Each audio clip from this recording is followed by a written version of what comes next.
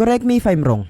Ito yung isang lalaki na isipang gumawa ng miniature bear trap sa pamamagitan ng maliit na bakal. Sinasabing pagkatapos niyang i-layout yung bawat parte nito, ay sinubukan niya naman kung gumagana ba ng maayos yung mekanism nito na parang katulad nga ng isang tunay na bear trap. At makikita mo nga dito yung pag-snap nito kapag nilalagyan ng pressure sa gitna. Ito din yung isang lalaki na isipang kuhaan ng video yung pag-form ng popcorn sa loob ng mainit na temperatura sa pamamagitan ng camera na merong 30,000 fps na ultra slow motion capture. At makikita mo nga dito yung nakaka-fascinate na pag-form nito. Speaking of snacks mga master, ay ipinakita ng company na ito kung paano nga ba yung proseso sa paggawa ng isang KitKat. Sinasabing nagsisimula ito sa pagdaan ng mga biskwit sa isang machine para mapainitan ito ng maayos. At pagkatapos ay lalagyan naman ito ng napakadaming tsokolate hanggang sa matakpan na lahat ng mga wafer o biskwit na nandito. At sa huli ay lalagyan na ng wrapper yung bawat piraso nito para maikahon at ma-distribute na sa mga supermarket. Yung isa din sa nakaka-fascinate na pinoproseso ng mga tao ay yung tinatawag na shellac. Sinasabi kasing yung uri ng substance na ito ay nanggagaling sa mga insekto na kung tawagin ay lac insect na hina-harvest ng mga farmers sa isang puno para ibenta sa mga kumpanya. Napag-alaman na yung isang shellac ay ginagamit nila para makapag-create ng candy, mga jelly beans, at kung ano-ano pang mga bagay na maaaring nahawakan o nakain na ng karamihan sa atin. Sinasabing para maproseso yung isang shellac ay nag-uumpisa muna ito sa paghuhugas at pagpapatuyo nito sa arawan para hindi ito amagin. At pagkatapos nga nito ay kinakailangan na agad na maipadaan ito sa isang rotating device at saka painitan hanggang sa matunaw. At dito na nga nagsisimula na magkaroon ito ng gooey na consistency na itinatransform naman ng mga trabahador na parang isang sheet o tela. Sinasabing yung ibang mga factory ay gumagamit ng automated na machinery para mapabilis yung pagproseso nito at isinasampay nila yung bawat shellac sheet na nagagawa nila para lumamig at magkaroon ng malutong na consistency. At sa huli naman ay binabasag na ito ng mga trabahador para maging refine. Napakadami talagang mga bagay yung ginagawa ng mga tao yung merong malaking contribution sa buhay din ng ibang mga tao. At yung isa na nga dito ay yung mga electric motor. Sinasabing yung pag-create ng isang electric motor ay nagsisimula sa proseso na kung tawagin ay casting. At ito ay nilalagyan ng tunaw na bakal para magkaroon ng tamang form. Napag-alam mo na yung mga katawan ng isang electric motor ay ginagamitan ng hydraulic press para mailagay yung mga necessary na partition sa loob nito. At dahil nga dito ay pwede na itong lagyan ng coil wire sa loob para gumana na yung rotating mechanism. Ayon sa mga eksperto ay ang mga engine ang isa din sa pinakamalaking breakthrough ng mga tao pagdating sa invention. At ito ay dahil sa nagagawa nitong masuportahan yung pag-travel at pag-transport natin mga tao sa mga bagay na inaangkat natin sa iba't ibang bansa. Sinasabing ang isang engine ay kayang matransform yung gas sa mechanical energy kaya nagagawa nito makapag-generate ng paggalaw o motion. At napag-alaman din na tumatagal yung lifespan ng isang engine, especially kung maganda yung quality sa paggawa nito. At makikita mo nga sa video ito yung pag-start ng lalaking ito sa isang vehicle na merong napakalumang engine na nakalagay dito. At nakaka-fascinate lang na isipin mga master dahil nga sa gumagana pa ito kahit na sobrang tagal na nitong hindi nagagamit.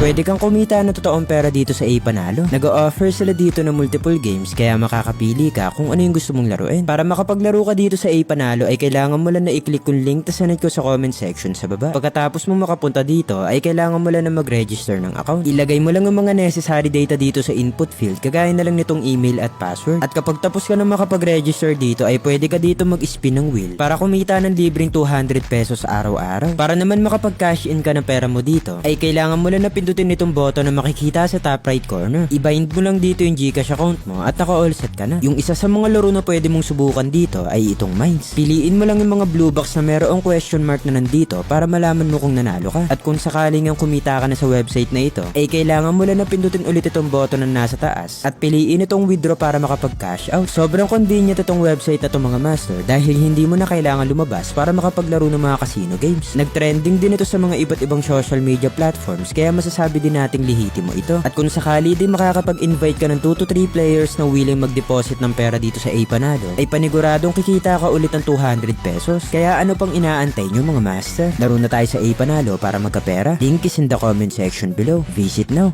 Makikita mo naman sa video ito yung pag-rescue ng mga taong ito sa isang pangolin na merong nakapulupot na tali sa loob ng kanyang katawan. Sinasabing kung hindi matatanggal ng mga lalaking ito yung tali na nasa pangolin ay magkakaroon ito ng physical deformity. Buti na nga lang ay natanggal ito ng mga tao nang hindi nagiging aggressive yung pangolin na ito. Ito din yung mga lalaking sinubukan pagtulungan na daganan yung isang buhaya dahil kailangan tanggalin yung 3 ngipin ito. Sinasabing nung nagawang matali ng mga lalaking ito yung buhaya ay nagsimula itong ma-agitate kaya sinubukan itong pumalag. At sa sobrang lakas nga nito ay natumba pa nga yung isang lalaki. Napag-alaman na kapag hindi natanggal yung sirang ngipin ng isang buhaya ay maaari ito makaapekto sa kanilang katawan dahil sa tinatawag na lactic acid buildup. At buti na nga lang ay nagawa nila itong bunutan ng ngipin ng walang gaanong casualty dahil nga sa napakadelikado ng mga buhaya. Ayon sa pag-aaral ay yung isa sa mga hayop na mayroong malaking probability na ma-encounter mo sa wild ay yung mga oso. Napag-alaman na kung sakali makaka-encounter ka ng mga species na ito ay kinakailangan mong magmukhang malaki sa harapan nila at gumawa ng malakas na ingay para ma-intimidate o magawa mo silang maitaboy. Sinasabi kasing hindi mo pwedeng labanan yung mga oso pagdating sa physical strength dahil nga sa sobrang lakas nila at dapat na hindi mo din ito pwedeng takbuhan dahil madali ka lang nilang maaabutan. Speaking of malakas na hayop mga master, ay ang mga tardigrade ay ang isang uri ng moss piglet na itinuturing ng mga eksperto bilang pinakamatibay na hayop sa buong mundo. Sinasabing kaya nilang mabuhay sa kalawakan, sa loob ng bulkan, sa mga Arctic ice regions at pinakamalalim na bahagi ng karagatan. Ayon din sa mga eksperto ay nakasurvive yung mga species na ito sa 5 mass extinction na nangyari sa mundo natin dati. At napag-alaman na yung reason kung bakit indestructible o sobrang tibay ng mga tardigrade ay dahil sa kaya nila makapag-transform na parang isang bola na kung tawagin ay tan. At kapag nga nakaganito yung kanilang katawan ay kaya nila mabuhay sa loob ng dekada. Shoutout nga pala sa mga napaka-supportive na followers na to. Thank you mga master.